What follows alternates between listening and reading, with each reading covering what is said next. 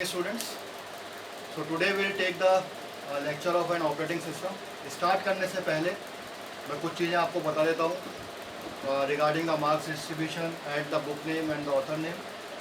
जो marks distribution है as per RTO 120 marks का यूनिवर्सिटी सिलेबस रहेगा, 30 मार्क्स का सेशनल होगा जिसमें 30 मार्क्स का distribution, first mid term 10 marks, second mid term 10 marks और असाइनमेंट भी 10 मार्क्स का होगा.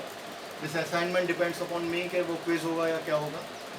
बुक नेम जो है वो है ऑपरेटिंग सिस्टम प्रिंसिपल्स और जो बुक का जो ऑथर है वो है गैल्विन. तो इस तरीके से हमारा पूरा सब्जेक्ट का मैटर होगा और इस तरीके से मार्क्स डिस्ट्रीब्यूशन होगा. Now let's start with the lecture. Okay, तो सबसे पहले before starting with N operating system lecture will understand के कंप्यूटर क्या होता है. तो first of all will understand what do you mean bye computer. Computer is nothing, computer कुछ नहीं है, it comes from the word compute. Compute किसका करना है, कैलकुलेशंस किसका करना है, हमें जीरोज एंड वंस का. तो अभी मैं आपको बताऊंगा कि पहले के ज़माने में जब हमारे पास कंप्यूटर्स होते थे तो यू ऑल नो के जो हमारे प्रोसेसर्स होते थे बहुत बड़े बड़े होते थे, इस रूम के साइज़ के होते थे जिसके अंदर बहुत ही हीटअप होता था, उसके लिए काफ़ी एसीज लगते थे. तो मैं अभी आपको बताऊंगा कि पहले कैसा होता था और फिर किस तरीके से इवॉल्व होते हुए ऑपरेटिंग सिस्टम आया, और फिर मैं आपको बताऊंगा कि जो हमारे कंपाइलर्स हैं जो कि एक एप्लीकेशन प्रोग्राम है वो किस तरीके से बाइनरीज बनाते हैं, जीरोज एंड वंस बनाते हैं. तो we have to compute zeros and ones. The zeros and ones are nothing but your executive.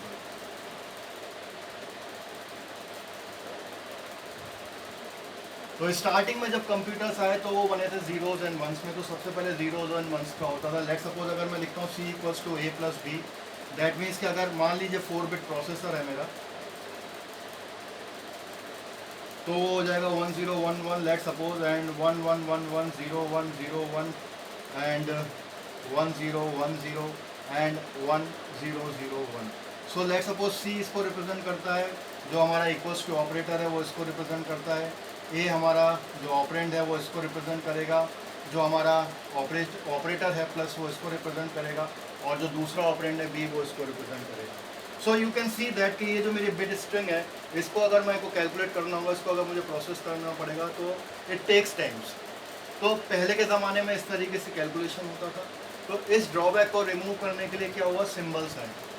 Symbols is nothing but your assembly language, जिसमें मैं लिखने लग गया मूव A B और ऐड A C. जिसका मतलब क्या है, आप लोगों ने माइक्रो प्रोसेसर्स पढ़ लिए हैं 8085. इसका मतलब ये है कि जो B रजिस्टर का जो डेटा है वो एक्यूमुलेटर में स्टोर हो जाएगा, मूव हो जाएगा. और अगर मैं ऐड इंस्ट्रक्शन की बात करूँ तो C रजिस्टर से डेटा स्टोर हो जाएगा और एक्यूमुलेटर के डेटा से एडअप होकर दोबारा रिजल्ट किसमें स्टोर हो जाएगा, एक्यूमुलेटर में. सो सिम्बल्स आ गए. लेकिन सिम्बल्स के साथ भी कुछ एक ड्रॉबैक्स थे. वो ड्रॉबैक्स ये थे कि आज के टाइम में बहुत सारी मशीन्स हैं like power PC, we have power PC, we have Macintosh machine, we have x86 machines. So these are all we have different kind of machines available in the market. तो इन सब machines की खुद की अपनी assembly language होती है, खुद की अपनी एक मशीन लैंग्वेज होती है. तो अगर मान लीजिए मेरे को पावर PC पे काम करना है या स्पार्क पे काम करना है तो मुझे उसकी मशीन लैंग्वेज को सीखना पड़ेगा. तो ये एक ड्रॉबैक था सिम्बल्स के साथ, असेंबली लैंग्वेज के साथ.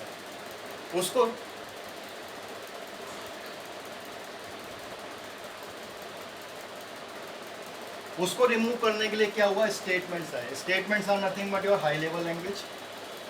अब क्या लिखा जाने लगा, C इक्वल्स टू A+B. तो इस तरीके से इवॉल्वमेंट हुआ ऑपरेटिंग सिस्टम का.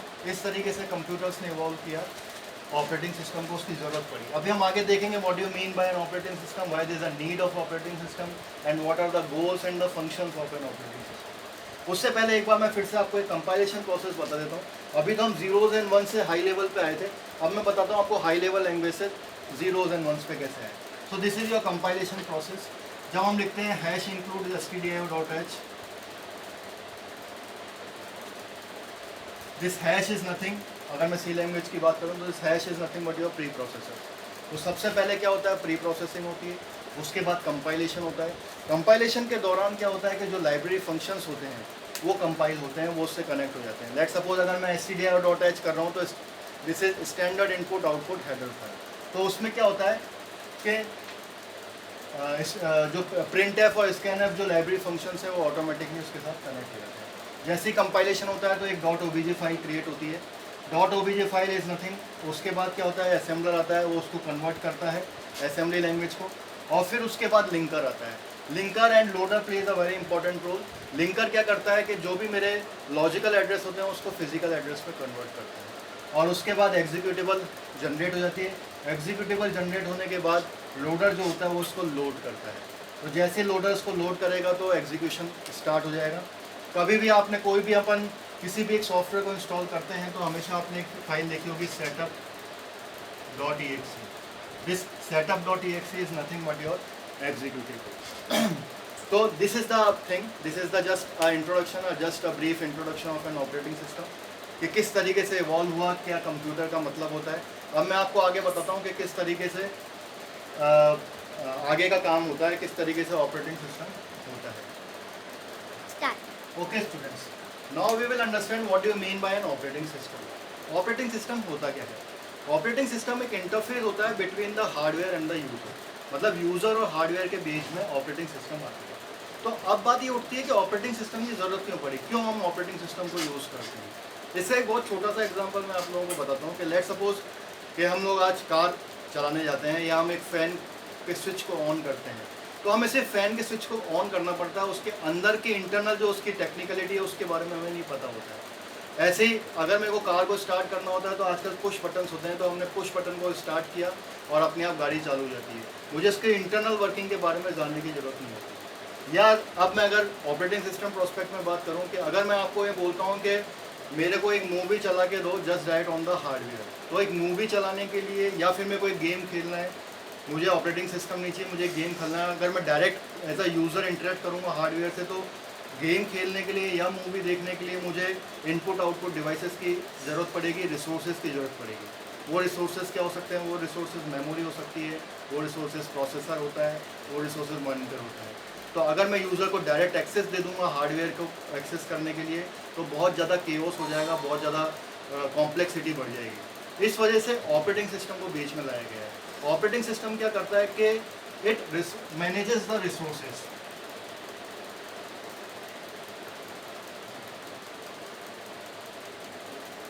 जैसे कि इनपुट आउटपुट हो गया आपका, जैसे कि आपके कीबोर्ड हो गया, माउस हो गया, मॉनिटर हो गया, all these are input output devices. Fine. उसके बाद मेमोरी मैनेजमेंट होता है। मेमोरी हो गई, मेमोरी हमारे पास होती है, रैम होती है, सेकेंडरी मेमोरी होती है, हार्ड डिस्क। तो इन सब को मैनेज करता है, ठीक है।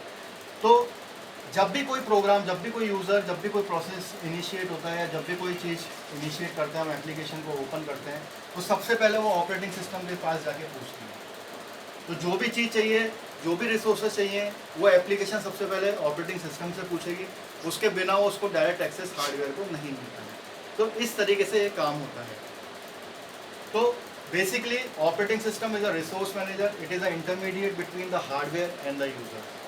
तो जैसे कि मान लो कंपाइलर है, कंपाइलर को अगर इंटरेक्ट करना है तो सबसे पहले क्या होगा, उसको ऑपरेटिंग सिस्टम से इंटरेक्ट करना पड़ेगा, उसको अपनी रिक्वेस्ट देनी पड़ेगी कि मुझे इन रिसोर्सेज की ज़रूरत है, और उसके बाद हार्डवेयर, ऑपरेटिंग सिस्टम उन हार्डवेयर्स और उन रिसोर्सेज को कंपाइलर को देगा। जब वो फ्री हो जाएंगे तो इस तरीके से सारा का सारा मैनेजमेंट जो होता है वो कौन करता है? ऑपरेटिंग सिस्टम करता है। लेट सपोज मैं आपको एक रियल टाइम एग्जांपल बताता हूँ कि लेट सपोज कि हम लोग ट्रैवल कर रहे हैं बस के अंदर, तो अगर मेरे को बस रोकनी होगी तो वो किससे को बताना होगा? मेरे को ड्राइवर को बोलना पड़ेगा, तभी बस जाके रुकेगी। तो बस is a hardware, the driver is a operating system, और जो पैसेंजर्स हैं वो यूज़र्स हैं। तो जब यूज़र को उतरना होगा तो वो क्या होगा? ड्राइवर को बोलेगा। ऐसे नहीं कि डायरेक्ट उतर गया, कूद गया, चल गई बस से, ऐसा कभी भी नहीं होगा। तो इसीलिए किसी भी एप्लीकेशन, जब भी किसी एप्लीकेशन को काम करना होता है, रिसोर्सेज की ज़रूरत होती है, प्रोसेसर की ज़रूरत होती है, तो सबसे पहले वो कंपाइलर के पास आएगा। कंपाइलर फिर उसको हार्डवेयर को एलोकेट करेगा जब भी उसके पास वो रिसोर्सेज अवेलेबल होंगे। Next thing, will discuss the booting process. It is also important aspect of an operating system. हम देखते हैं कि किस तरीके से मेरा ऑपरेटिंग सिस्टम बूटअप होता है, शुरू से लेके एंड तक इसका पूरा का पूरा प्रोसेस मैं आपको समझाता हूँ. तो सबसे पहले क्या चीज़ होती है कि सबसे पहले हम क्या करते हैं कि इसको ऑन करते हैं. जब भी हम, चाहे वो लैपटॉप हो चाहे डेस्कटॉप हो, तो हमें सबसे पहले क्या करते हैं, सप्लाई को ऑन करते हैं. तो जैसे ही मैंने सप्लाई ऑन करी, जैसे ही मैंने उस बटन को दबाया, तो क्या हुआ, it will generate N interrupt. ठीक है, तो इंटरप्ट जनरेट होगा. ये इंटरप्ट जनरेट होता है. उसके बाद क्या चीज़ होती है, post. Post is power on self test. ये पावर ऑन सेल्फ टेस्ट वैसे ही है जैसे कि जब हम नींद से उठते हैं, जगते हैं, जब हम वेकअप होते हैं मॉर्निंग में, तो सबसे पहले क्या करते हैं, हम लोग एक्सरसाइज करते हैं, अपने हाथ पैर देखते हैं. तो पावर ऑन सेल्फ टेस्ट भी बिल्कुल वैसा ही है. प्रोसेसर से, सीपीयू से जो जो चीज़ें जुड़ी हुई हैं, सबसे पहले वो देखता है कि वो हेल्दी है कि नहीं. तो प्रोसेसर से क्या क्या चीज़ें जुड़ी हुई हैं, मॉनिटर जुड़ा हुआ है, रैम जुड़ी हुई है, कीबोर्ड जुड़ा हुआ है, माउस जुड़ा हुआ है. तो ये major output, input output devices हैं जो कि उससे जुड़े हुए हैं. तो सबसे पहले वो उनके पास सिग्नल भेजता है और ये इंश्योर करता है कि उसके सारे इनपुट आउटपुट डिवाइसेस हेल्दी हैं कि नहीं. उसके बाद क्या होता है, एक सिग्नल जनरेट होता है. ये जो इंटरप्ट हुआ, ये जाएगा इंटरप्ट वेक्टर टेबल में. IVT stands for interrupt vector table and ISR stands for interrupt service routine. तो ये इंटरप्ट सर्विस रूटीन क्या करता है, इनिशिएट करता है बूट लोडर. बूट लोडर क्या होता है, रिस्पॉन्सिबल होता है ऑपरेटिंग सिस्टम को बूट करने के लिए. तो बूट लोडर के 3 फंक्शन होते हैं. सबसे पहला फंक्शन होता है, वो सबसे पहले रैम को इनिशियलाइज करता है. हमारे पास जो सबसे इम्पोर्टेंट, जिसको हम मेन मेमोरी को बोलते हैं, तो रैम होती है. रैम के अंदर क्या होता है, एक तो ऑपरेटिंग सिस्टम स्पेस होता है, एक यूज़र स्पेस होता है. ये मैं आपको आगे भी डिस्कस करेंगे हम इस चीज़ को लेके. तो सबसे पहले क्या करता है कि वो इस पार्ट को इनिशिएट करता है. इनिशिएट करने के बाद कर्नल क्या होता है मैं आपको आगे बताऊंगा, will discuss it in future. फिर वो कर्नल को लोड कर देता है रैम में, और रैम को लोड करने के बाद हमारा जो विंडोज़ है, कोई भी ऑपरेटिंग सिस्टम, चाहे वो विंडोज़ हो चाहे वो iOS हो, तो एग्जांपल्स क्या हैं, विंडोज़ है सबसे पॉपुलर, दूसरा लाइनक्स है, उसके बाद हमारा iOS है जो एप्पल का है, macOS जिसको हम बोलते हैं. उसके बाद एंड्रॉयड है सबसे पॉपुलर ऑपरेटिंग सिस्टम. तो उसके बाद क्या होता है, वो विंडोज़ जो है मेरा जो ऑपरेटिंग सिस्टम है वो बूट हो जाता है. और बूट होने के बाद जो सबसे पहला प्रोसेस क्रिएट होता है वो होता है मेरा इनिट प्रोसेस. अब प्रोसेस क्या होता है वो हम आगे देखेंगे, लेकिन अभी हम सबसे पहले ये ध्यान में रखते हैं कि वो इनिट प्रोसेस होता है. तो init process is the first process which will created once the operating system booted on a desktop or the laptop. तो ये मेरा पूरा पार्ट हो गया कि अभी हम लोगों ने समझ लिया कि what is an operating system. It is an intermediate between the user and the hardware, और क्या होता है.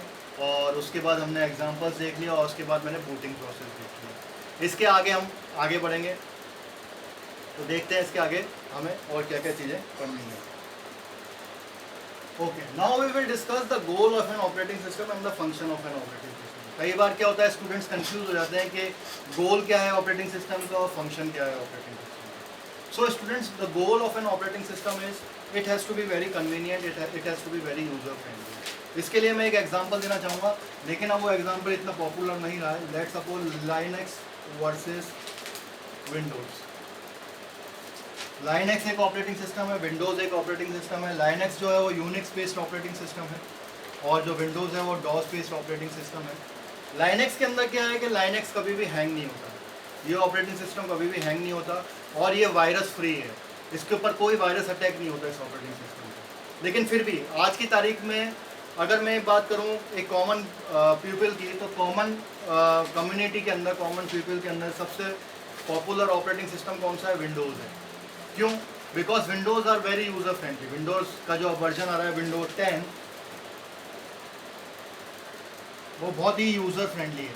ठीक है, इस वजह से विंडोज़ ज़्यादा पॉपुलर है एज़ कम्पेयर टू लाइनक्स. लेकिन आज की तारीख में लाइनक्स भी बहुत यूज़र फ्रेंडली हो चुका है, बहुत ही कन्वीनियंट हो चुका है. इसलिए इंडस्ट्री की अगर मैं बात करूँ, कंपनीज़ की अगर मैं बात करूँ, सिक्योरिटी पॉइंट ऑफ व्यू से अगर मैं बात करूँ, तो Linux is the best choice. Fine. और सबसे इम्पॉर्टेंट बात यह है कि लाइनक्स जो है वो ओपन सोर्स है, और जो विंडोज़ है वो लाइसेंस वर्जन है. दैट मीन्स ओपन सोर्स, इसके जो कोड्स हैं, जो इसके प्रोग्रामिंग है, इसके कर्नल को मैं एक्सेस कर सकता हूँ, लेकिन विंडोज़ के कर्नल को मैं एक्सेस नहीं कर सकता. जहाँ तक इसके फंक्शंस की बात है, तो ये सारे फंक्शंस हैं, और यही हम आगे इस चैप्टर में और इस सब्जेक्ट में पढ़ने वाले हैं. सबसे पहला है प्रोसेस मैनेजमेंट, दूसरा है मेमोरी मैनेजमेंट, तीसरा है आईओ डिवाइस मैनेजमेंट, चौथा है फाइल मैनेजमेंट, पांचवा है नेटवर्क मैनेजमेंट और छठा है सिक्योरिटी मैनेजमेंट। तो इस तरीके से इसके फंक्शंस हैं। तो मैंने अभी आपको बता दिया कि ऑपरेटिंग सिस्टम क्या होता है। ऑपरेटिंग सिस्टम जब भी किसी एप्लीकेशन को इंस्टॉल करना पड़ता है या कभी कभी किसी एप्लीकेशन को किसी रिसोर्सेज की ज़रूरत पड़ती है तो सबसे पहले वो ऑपरेटिंग सिस्टम के पास जाएगा। ऑपरेटिंग सिस्टम ही आगे अलाउ करेगा कि उसको हार्डवेयर या रिसोर्सेज उसको देने हैं कि नहीं देने। ये सारा का सारा रिसोर्स मैनेजमेंट ऑपरेटिंग सिस्टम सिर्फ एक पार्ट करता है।